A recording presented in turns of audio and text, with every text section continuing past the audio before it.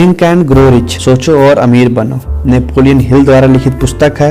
अब तक हमने अध्याय 5 में विशिष्ट ज्ञान, निजी अनुभव या अवलोकन, ज्ञान के प्रकार के बारे में जाना। आइए अब सुनते हैं अध्याय 6, कल्पना, मन की कार्यशाला, दौलतमंद बनने की ओर 5वां कदम है। कल्पना वास्तविकता में वह कार्यशाला है जहां इंसान द्वारा बनाए गए सभी प्लान सही आकार में ढलते हैं। यह मन की कल्पना शक्ति के द्वारा संवेग या चाहत को आकार, रूप और कार्य रूप दिया जाता है। यह कहा गया है कि इंसान जिस चीज की कल्पना कर सकता है उसको वास्तविक रूप दे सकता है। आपकी कल्पना शक्ति की मदद से इंसान ने पिछले 50 वर्षों में प्रकृति की शक्तियों को जितना खोजा है और उनका जितना दहन किया है, उतना इससे पहले मानव जाति ने पूरे इतिहास में नहीं किया हुआ है। उसने हवा को पूरी तरह से जीत लिया है और उड़ने के मामले में पक्षियों को बुरी तरह पीछे छोड़ दिया है। उसने करोड़ों किलोमीटर दूर सूर्य का भर मालूम कर लिया है और उसका यह विश्लेषण कर लिया है तथा कल्पना की मदद से यह निर्धारित कर लिया है कि वह किन तत्वों की मदद से बना है। उसने वाहनों की गति बढ़ा ली है और अब तक 600 मील प्रति घंटे से भी अधिक की रफ्तार में यात्रा कर सकता है। तर्क की दृष्टि से इंसान की इकलौती सीमा उसकी कल्पनाशीलता के विकास और प्रयोग को लेकर है। वह अपनी कल्पना शक्ति के प्रयोग के विकास के शिखर पर अभी भी नहीं पहुंचा है। उसने तो सिर्फ यह खोज निकाला है, उसके पास कल्पनाशीलता है और उसने बहुत ही प्रारंभिक तरीके से इसका प्रयोग करना शुरू कर दिया है। कल्पना के 2 रूप। कल्पना 2 तरीके से काम करती है। एक तरीका है संस्कृष्ट कल्पना और दूसरा है रचनात्मक कल्पना। संस्कृष्ट कल्पना शक्ति के द्वारा इंसान अपनी पूरी अवधारणाओं, विचारों एवं योजनाओं को एक नए कॉम्बिनेशन में व्यवस्थित कर सकता है। इस शक्ति में कुछ नहीं रचा जाता, बल्कि यह केवल अनुभव, शिक्षा और अवलोकन की वस्तु के हिसाब से कार्य करती है। आविष्कार करने वाले लोग अधिकतर इसी शक्ति का प्रयोग करते हैं। इसका अपवाद सिर्फ जीनियस है, जो यह संस्कृष्ट कल्पना द्वारा अपनी समस्या को नहीं सुलझा पाता। वह रचनात्मक कल्पना शक्ति का सहारा लेता है। रचनात्मक कल्पना शक्ति के द्वारा इंसान का सीमाबद्ध मन असीम शक्ति से सीधे संपर्क करता है। यह वह शक्ति है जिसके द्वारा प्रेरणा और आभास प्राप्त किए जाते हैं। इस शक्ति के द्वारा सभी मूलभूत या नए विचार इंसान को प्रदान किए जाते हैं। इसी शक्ति के द्वारा कोई इंसान दूसरे इंसान के अंतर्मन के संवाद कर सकता है। रचनात्मक कल्पना अपने आप काम करती है, जिसका वर्णन आगे आने वाले पृष्ठों में किया गया है। यह शक्ति तभी कार्य करती है जब तार्किक मन बहुत तेजी से काम कर रहा हो। उदाहरण के तौर पर तार्किक मन प्रबल इच्छाओं को भाव के द्वारा प्रेरित होता है। रचनात्मक कल्पना शक्ति को प्रयोग के द्वारा जितना विकसित किया जा सकता है, यह उतना ही चौकसी रहती है। बिजनेस, उद्योग, फाइनेंस के महान लीडर और महान कलाकार, संगीतकार, कवि, लेखक महान इसलिए बनते हैं क्योंकि उन्होंने रचनात्मक कल्पना शक्ति की विकसित किया है। कल्पना की संस्कृष्ट और रचनात्मक शक्तियां प्रयोग के द्वारा अधिक सशक्त बाण बन जाती हैं। ठीक इसी तरह जिस तरह शरीर की कोई मांसपेशियां या अंग उपयोग के द्वारा सुदृढ़ बन जाता है। इच्छा केवल एक विचार है, एक संवेग है। यह धुंधली और क्षणिक है। यह अमूर्त और अव्यवहारिक है तथा इसलिए इसका तब तक कोई मूल्य नहीं है जब तक कि इसे भौतिक रूप में नहीं बदल दिया जाता, क्योंकि इसका वे संवेग धन के रूपांतरित करने की प्रक्रिया में संस्कृष्ट कल्पना का प्रयोग अधिकतर किया जाना चाहिए। इसलिए आपको इस तथ्य को अपने दिमाग में रखना चाहिए कि आपको ऐसी परिस्थितियां और स्थितियों का सामना करना पड़ सकता है जिनमें आपको रचनात्मक कल्पना के प्रयोग की आवश्यकता हो सकता है कि प्रयोग के अभाव में आपकी कल्पना शक्ति थोड़ी कमजोर हो गई हो। इसे प्रयोग के द्वारा फिर से जगाया जा सकता है, सशक्त बनाया जा सकता है। यह शक्ति कभी नहीं मरती, हालांकि यह संभव है कि प्रयोग के अभाव या सोई हुई होती है। फिलहाल संस्कृष्ट कल्पना के विकास पर आपका ध्यान केंद्रित करें, क्योंकि वह शक्ति है जिसके प्रयोग के द्वारा आप इच्छा को धन के रूपांतरित कर पाएंगे। इच्छा के अमूर्त संवेग को धन के मूर्तार्थ के रूपांतरण के लिए आपको योजना बनानी होगी। यह योजना या योजनाएं कल्पना की सहायता से बनाई जानी चाहिए और मुख्य रूप से संस्कृष्ट कल्पना शक्ति के माध्यम से ऐसा किया जाना चाहिए।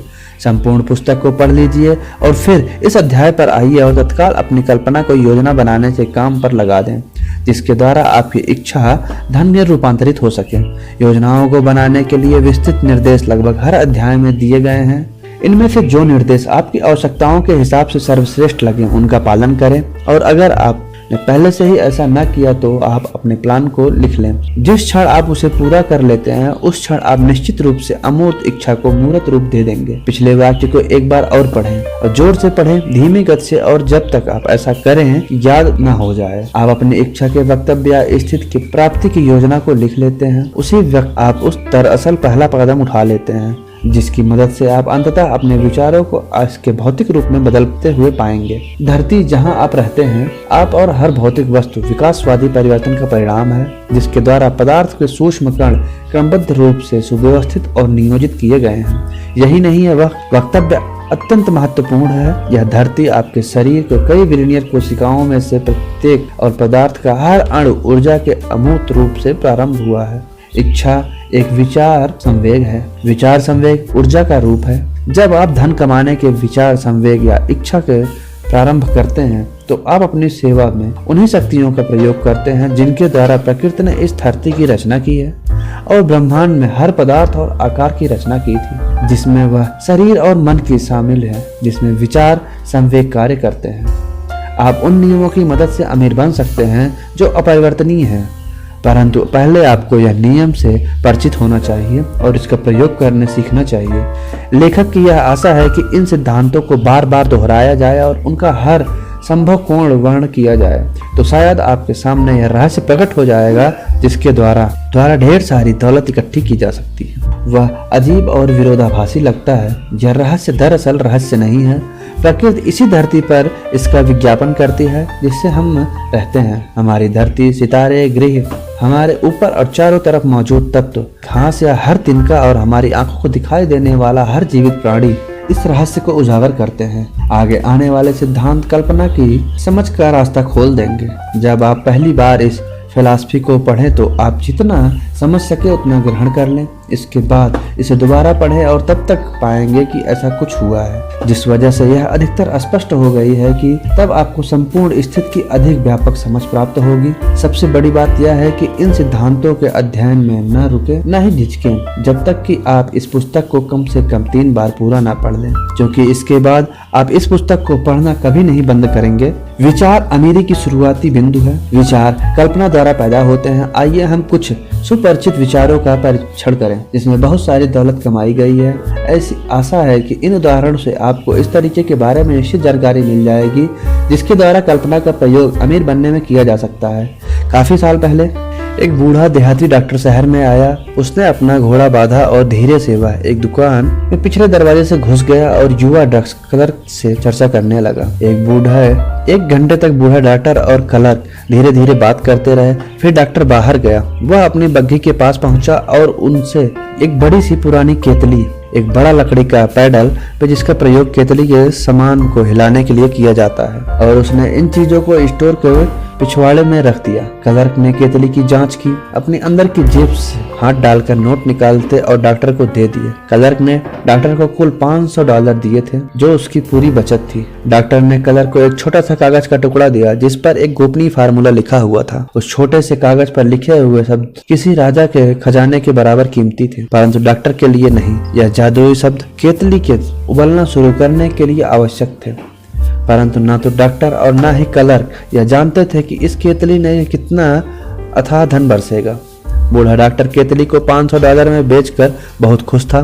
क्लर्क अपने पूरे जीवन की बचत को एक कागज के टुकड़े और एक पुरानी केतली के दांव पर लगाकर बहुत जोखिम ले रहा था। उसने सपने में भी नहीं सोचा था कि उसने निवेश केतली जब उबलेगी तो उसने पिघला हुआ सोना बाहर निकलेगा, जो एक दिन अलादीन के चिराग के चमत्कारी प्रदर्शन को भी पीछे छोड़ देगा। क्लर्क ने दरअसल जो खरीदा था वह एक विचार था। पुरानी केतली और लकड़ी का पैडल तथा कागज पर लिखा हुआ एक गोपनीय संदेश तो साथ में मिले ही थे। केतली का चमत्कारी प्रदर्शन तब शुरू हुआ जब उसके नेक मालिक ने गोपनीय शब्दों के साथ एक ऐसा तत्व मिलाया जिसके बारे में डॉक्टर को कुछ नहीं जानता था। सोचकर देखिए, क्या आप बता सकते हैं कि वह क्या था जो उस युवक ने गोपनीय संदेश के साथ मिलाया था, जिसकी वजह से केतली में सोना बरसने लगा।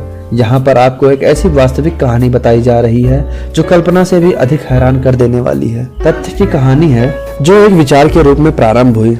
आइए हम सोने के इस विशाल ढेर की तरफ बढ़ें जो इस विचार से उत्पन्न हुआ। उसने बहुत धन कमाया और आज भी वह दुनिया में लोगों को बहुत धन कमाने दे रहा है। जो केतली की सामग्री को करोड़ों लोगों तक पहुंचा रहे हैं। पुरानी केतली आज दुनिया में शक्कर के सबसे बड़े उपभोक्ताओं में से एक है और वह वजह से हजारों लोगों को गन्ना उगाने का, शक्कर बनाने का और बेचने का रोजगार उपलब्ध करा रही है। पुरानी केतली हर साल करोड़ों कांच की बोतलों को काम में लेती है, जिससे कांच का काम करने वाले बहुत से लोगों को रोजगार मिलता है। पुरानी केतली पूरे देश में क्लर्क, स्टेनोग्राफर्स, राइटर्स और एडवर्टाइजिंग विशेषज्ञों की फौज को रोजगार देती है। इसने उन दर्जनों कलाकारों को दौलत और शोहरत दिखलाई है जिन्होंने इस प्रोडक्ट का विज्ञापन करते हुए बहुत तरीन फीचर्स बनाए हैं। पुरानी केतली एक छोटे से दक्षिण शहर को दक्षिण के बिजनेस राजधानी बना देता है, जहां यह प्रत्यक्ष या अप्रत्यक्ष रूप से शहर में हर बिजनेस और नागरिक को लाभ पहुंचा रही है। इस विचार के प्रभाव पर अब दुनिया में हर सभ्य देश को बहुत लाभ हुआ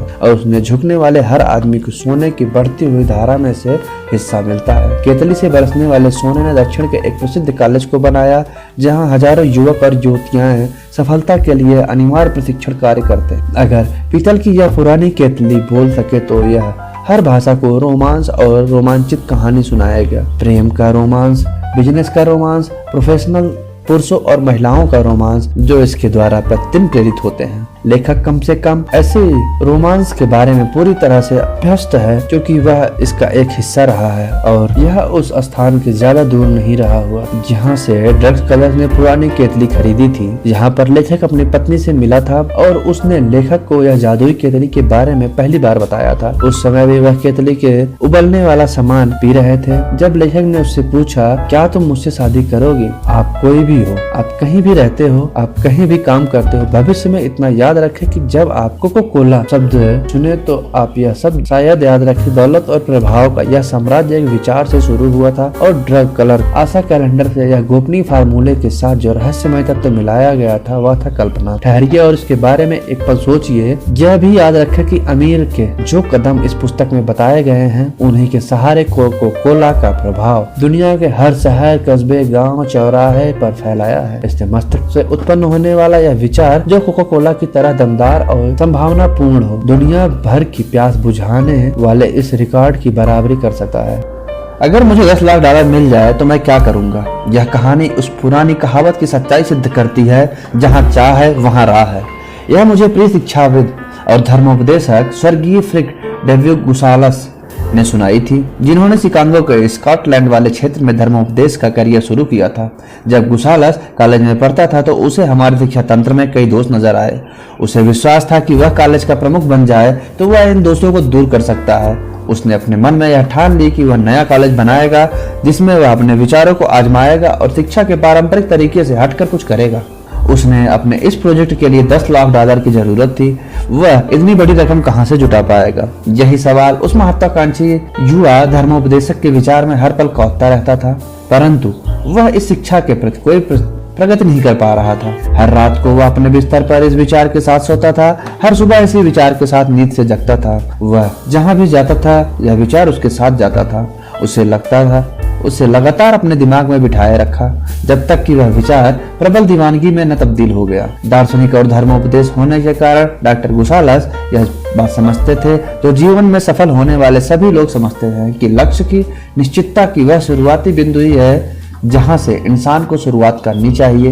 वे ये भी जानते थे कि लक्ष्य निश्चित हो जाने के बाद वे जीवंत हो जाते हैं, जिसमें जीवन और शक्ति का संचार होता है, खासकर तब तक जब उसके पीछे इस लक्ष्य के इस भौतिक रूप में रूपांतरित करने की एक धधकती हुई इच्छा हो। वे उन सारी सच्चाइयों को जानते थे, परंतु वे यह नहीं जानते थे कि उनके पास 10 लाख डॉलर कहां से आएंगे। आमतौर पर इसका स्वाभाविक तरीका यही होता है कि वे हार मान लेते और कहकर प्रयास करना छोड़ देते। मेरे विचार तो अच्छे हैं, परंतु मैं इन विचार में कुछ नहीं कर सकता क्योंकि इसके लिए आवश्यक 10 लाख डॉलर नहीं जुटा सकता। अधिकांश लोगों ने यही कहा होगा, परंतु डॉक्टर गुसालस ने ऐसा नहीं कहा। उन्होंने जो कहा और उन्होंने जो किया वह इतना महत्वपूर्ण है कि जब हमें खुद की अपनी बात कहने देता हूँ शनिवार की 1 दोपहर में मैं कमरे में बैठा हुआ सोच रहा था कि अपनी योजनाओं को सफल बनाने के लिए मैं किस तरीके की आवश्यक धनराशि जुटाऊंगा। लगभग 2 साल तक मैं सोचता रहा कि परंतु मैंने सोचने के अलावा कुछ नहीं किया था। अब कर्म करने का समय आ चुका था। मैंने तभी अपना मन बना लिया कि मैं 1 सप्ताह में $10 लाख की राशि जुटा लूंगा। कैसे? मैं यह धनराशि निश्चित समय सीमा में जुटाऊंगा। मुझे आश्वस्त करने वाली एक अजीब सी राहत महसूस हुई जो मुझे इसके पहले कभी महसूस नहीं हुई थी। मेरे अंदर जैसे कोई कह रहा था, तुम इस निर्णय पर बहुत पहले क्यों नहीं पहुँचे? यह धनराशि लंबे समय से तुम्हारा इंतजार कर रही है। घटनाएं तेजी से हुई। मैंने अखबार वाले को बुलाया और घोड़ा कि अगली सुबह एक व्याख्यान दूंगा जिसका शीर्षक होगा, अगर मेरे पास $10 लाख हो तो मैं क्या करूंगा।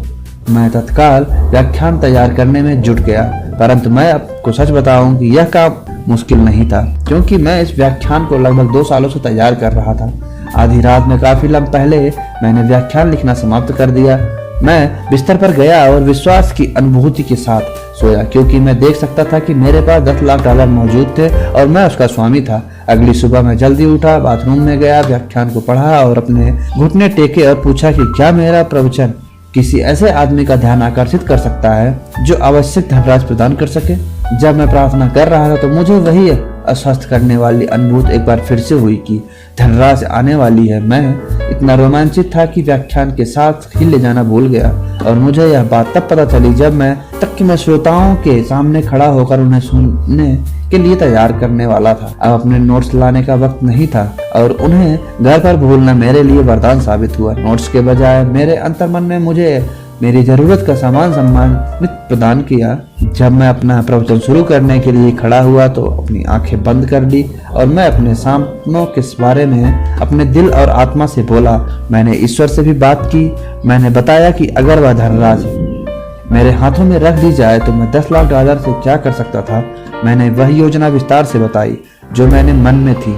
मैंने बताया कि मैं किस तरह की महान शैक्षणिक संस्था बनाने जा रहा हूँ जहाँ युवा लोग व्यवहारिक चीजें करना सीखेंगे और साथ ही उन्हें मस्तिष्क का विकास भी होगा। जब मैंने भाषण समाप्त कर लिया और बैठ गया तो पीछे से तीसरी पंक्ति से एक आदमी धीमे से अपनी कुर्सी से उठा और मेरी तरफ आगे बढ़ा। मैं हैरान था, वह क्या करने के लिए मेरे पास आ रहा है। वह मंच पर आया, उसने अपना हाथ बढ़ाया और कहा, मुझे आपका भाषण पसंद आया। मुझे विश्वास है कि आपने जो कहा है वह आप सचमुच कर सकते हैं, बशर्ते आपके पास $10 लाख हो। यह सिद्ध करने के लिए आप में और आपके प्रवचन में मुझे विश्वास है।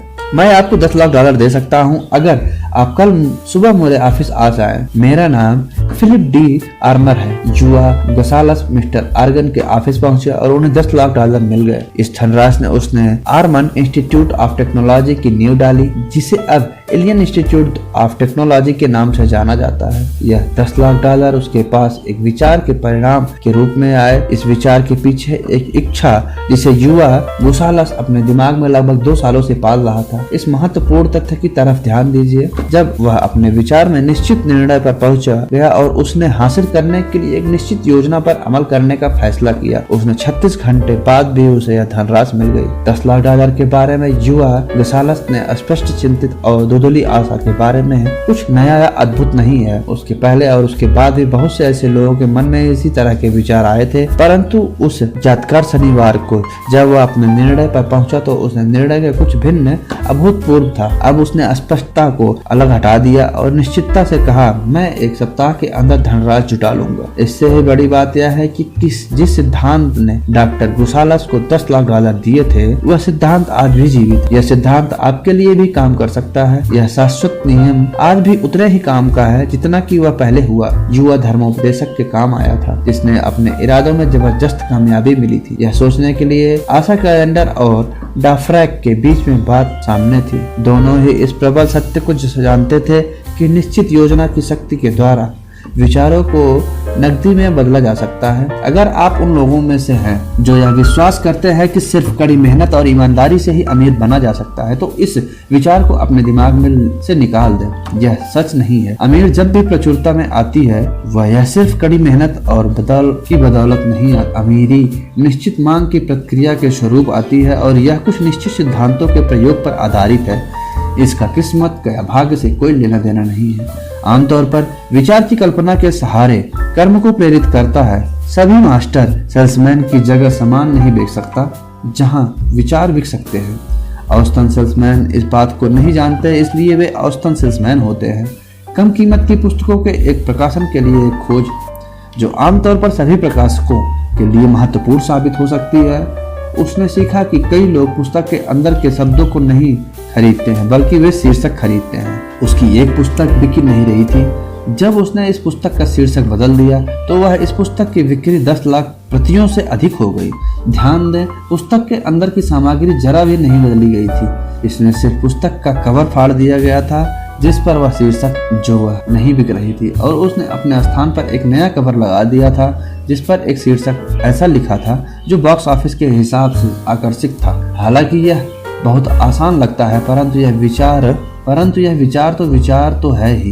यह कल्पना थी। विचारों की कोई औसत या निर्धारित कीमत नहीं होती। विचारों का रचयिता आपकी खुद की कीमत यह तय करता है। अगर आप स्मार्ट होता है तो उसे वह कीमत मिल सकती है। व्यवहारिक दृष्टि से हर अमीर की कहानी उसी दिन से शुरू होती है जब विचारों का एक रचयिता और विचारों का एक विक्रेता इकट्ठे हो जाते हैं और मिलकर काम करते हैं। कार्नेगी ने अपने आसपास ऐसे लोगों को इकट्ठा कर लिया था जो वह सब कर सकते थे जो कार्नेगी नहीं कर सकते थे। लोग जो विचारों को जन्म देते थे, लोग जो उन विचारों को कर्म में परिवर्तित कर सकते थे और उन्हें एक दूसरे को बेहद अमीर बनाते थे। करोड़ों लोग जिंदगी भर ब्रेक की तलाश करते रहते हैं। हो सकता है कि उनकी खुदकिस्मती से उन्हें कोई मौका मिल जाए, परंतु सबसे सुरक्षित योजना यही कि किस्मत के भरोसे हाथ पर हाथ रखे न बैठा जाए। मुझे एक सुनहरा ब्रेक मिला जिससे मुझे मेरे जीवन का कोई बड़ा अवसर मिला, परंतु 25 साल के लगन भरे प्रयासों के बाद भी यह अवसर मेरी पूंजी बन पाया है। यह ब्रेक था कि मैं एंड्रू कार्नेगी ने खुदकिस्मती से मिलता है और मुझे उसका सहयोग मिला।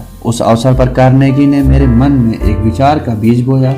वह विचार यह था कि उपलब्धि के सिद्धांतों को सफलता की फिलॉसफी के रूप में व्यवस्थित कर। इन 25 सालों में हुए शोध में जो खोजी हुई है उन्हें हजारों लोगों के लाभ उठाया है और उन लोगों ने फिलॉसफी को अपनाकर अमीर बन सकते हैं। शुरुआत आसान थी। एक विचार था जिसे कोई भी विकसित कर सकता है। मुझे सहायता देने वाला ब्रेट कार्नेगी से मिला था, परंतु लगन, निश्चित लक्ष्य को हासिल करने की इच्छा और 25 वर्ष की लगन का क्या कोई अर्थ नहीं है।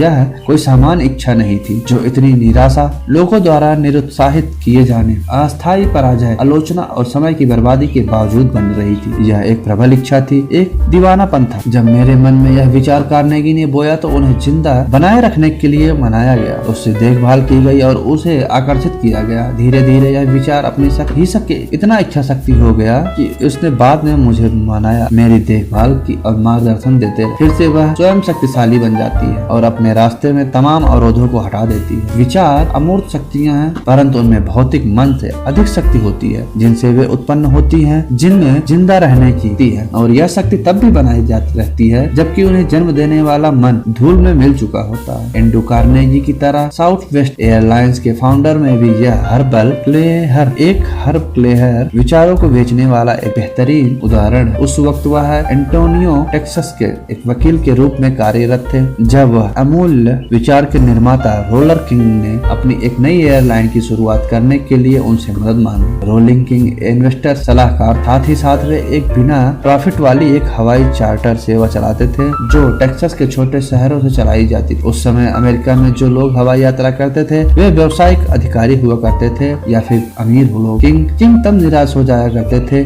जब उन्हें टेक्सास के एक स्थान से दूसरे स्थान हवाई करनी होती थी और उन्हें सीट नहीं प्राप्त होती थी। उसके अलावा उस समय हवाई यात्रा में दाम बहुत अधिक। उन्हें ऐसा महसूस हुआ कि वे टेक्सास में 3 बड़े शहरों में एक एयरलाइंस की शुरुआत करने की सख्त जरूरत है। किंग को यह बात अच्छी तरह से पता था कि उनकी यह छोटी सी एयरलाइन का कार्य को ढंग से पूरा करने में असमर्थ है, इसलिए उन्हें एक नई एयरलाइंस की जरूरत है। उसने ढंग से यह सब का अध्ययन किया और बिजनेस प्लान बनाया। उसने $10,000 लिए और अपने वकील हर्ब क्लेहर के पास एयर साउथवेस्ट के लिए जरूरी कागज काम करने के लिए पहुंच गया। एयर साउथवेस्ट, जिसका बाद में नामकरण साउथवेस्ट एयरलाइन होगा। पहले तो क्लेहर उलझन में पड़ गए, फिर उन्होंने किंग के साथ और अधिक धन जुटाने के लिए राजनीतिक सहयोग हासिल करने के लिए काम किया। 20 जनवरी 1968 को टेक्सास एरोनॉटिक्स कमीशन ने 3 शहरों में उड़ान भरने के लिए साउथ वेस्ट की पेटिशन को मंजूरी दे दी। तथापि 21 फरवरी को प्रतिस्पर्धा airlines Braniff, Trans Texas and the Continental ने इस आदेश पर अस्थायी रोक लगा दी थी। केलहेर का एयरलाइंस के लिए उत्साहित था, जिसके द्वारा उसने अपने वकालत कौशल के उस मुकदमे को जीत हासिल की। विरोध इस बात को लेकर मुकदमा लड़ रहे थे कि वे टेक्सास में कोई नई कंपनी की जरूरत नहीं है। इसके लिए साउथ वेस्ट को 3.5 साल का इंतजार करना पड़ा। उसमें उन्हें 3 कोर्ट के चक्कर लगाने पड़े, तब जाकर उन्हें विरोधियों को गलत साबित कर पाए और एयरलाइन की शुरुआत करने के लिए जरूरी आज्ञा ले पाए। अलबत्ता उन्होंने एक अच्छी शुरुआत की, पर यह पर्याप्त नहीं था। कंपनी को पहले वर्ष $37 लाख का नुकसान हुआ और यह नुकसान अगले वर्ष और उसके बाद अगली छमाही तक जारी रहा। साउथ वेस्ट दाम रखना चाहता था और अपने मूल गोल के साथ समझौते के लिए बिना अपने ग्राहकों को आकर्षित करना चाहता था। उनका यह नव परिवर्तन पीक और ऑफ पीक एयरलाइंस के दाम रखना चाहती थी और दूसरा 10 मिनट टर्नआउट था। एयरलाइंस के लैंड होने के बाद हर प्लेन गेट के सामने खड़ा हो जाता, सुरक्षा कर्मियों द्वारा जांचा जाता था, यात्री उतरते थे और फिर नए यात्री बैठे जाते थे। एयरलाइंस मात्र 10 मिनट में गेट छोड़ देता था। इस कार्य में पहले मिनट लगा करते थे। इस 10 मिनट टर्नआउट में 3 प्लेन की एयरलाइंस को व्यस्त रखने और अपना टाइम परफॉर्मेंस सुधारने में मदद करता था। अपना बहुत कम बजट होने के कारण वे इस प्रकार सामान्य मीडिया के माध्यमों से नहीं कर पा रहे थे, इसलिए उन्होंने एयरलाइंस को प्रमोट करने के लिए एक व्यक्ति से दूसरे व्यक्ति का फैसला किया। इसको जारी रखने के लिए कंपनी को अपनी हाईटेक इमेज बनानी होगी। ग्राहक उनका भगवान है। उन्होंने इस सूत्र पर काम किया। फ्लाइट में कर्मचारियों को सिखाया गया कि किस तरह से ग्राहकों को प्यार और देखभाल करनी है। कंपनी का स्लोगन रखा गया कि अब कोई और भी है जो आपसे मोहब्बत करता है। साथ ही साथ कलहेर ने उस कष्टप्रद समय बर्बाद करने वाले बोर्डिंग पास की जगह ओपन सीटिंग व्यवस्था की शुरुआत कर दी। कोई सीट का रिजर्वेशन नहीं चाहिए था और यात्री को boarding card number flight gate पर ही दिए जाते थे। यात्रियों को संतुष्ट उसका मुख्य उद्देश्य होने के कारण कलहेर और उनकी टीम ने यह निष्ठावान फ्लोरिंग बना ली थी कि तथा उन यात्रियों के बीच एक बेहतरीन इमेज भी बना रखी थी। साउथ वेस्ट धीरे धीरे सफलता की ऊंचाइयों पर चढ़ने लगी थी। 1978 तक इस देश में सबसे अधिक कमाई करने वाली एयरलाइन बन गई थी। 2000 की शुरुआत में जब एयरलाइंस बेहद नुकसान में गुजर रही थी तो दिवालिया होने गई थी, तो कई ने अपनी व्यवसाय की यह बंद कर दिया जाए। साउथ वेस्ट ने यह सिर्फ बचा रखा बल्कि अपने व्यवसाय की तरक्की भी की। हर्ब क्लेयर सफलता के एक व्यक्तियों को सलाह देते हैं, अपने विचार को डटे रहिए उनके बावजूद भी प्रतिस्पर्धा कंपनियों के विरोध की वजह से, ताकि साउथ वेस्ट में इस व्यवस्था में उतरने से रोका जा सके। उन्होंने अपने सकारात्मक स्वभाव के कारण 3.5 साल कोर्ट में चक्कर लगाए और केस लड़ लिया। हमेशा ग्राहकों के बारे में सोचिए, वे क्या चाहते हैं और उन्हें वही दीजिए। उनकी कठिनाइयों से सकारात्मक कदम उठाकर उभरिए। हमेशा उन विचारों के लिए अपना मन खुला रखिए और जैसे ही मौका मिले उसे पकड़ लीजिए। इसी तरह से कल्पना मन की कार्यशाला दौलतमंद बनने की ओर 5वां कदम अध्याय समाप्त होता है। अगला अध्याय सुव्यवस्थित योजना, इच्छा को कर्म में साकार करना सुनेंगे अगले अध्याय में। वीडियो पसंद आई हो तो चैनल को सब्सक्राइब करना न भूलें। मिलते हैं अगली वीडियो में। धन्यवाद।